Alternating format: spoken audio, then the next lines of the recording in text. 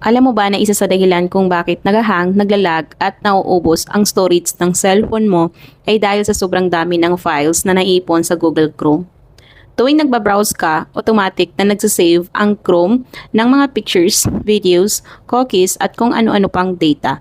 Ang tawag dito ay cache. Kapag hindi ito nililinis, lalaki ng lalaki hanggang sa halos wala ng space ang cellphone mo. Resulta, mabagal na cellphone, biglang naghahang apps, nauubos agad ang storage kahit kakaunti lang ang files mo. Paano ba natin gagawa ng solusyon yan? Tanggalin o i-clear ang mga naiipong data sa Google Chrome. Madali lang itong gawin. Una, buksan ang Google Chrome.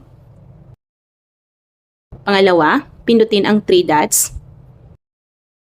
Pangatlo, piliin ang settings. Pang-apat, hanapin ang privacy and security. At pang-lima, pindutin ang delete browsing data. Then itap mo ulit ang delete. Pagkatapos nito, mapapansin mong mas gumaan ang cellphone mo, mas mabilis mag-load ang apps at hindi na agad napupuno ang storage.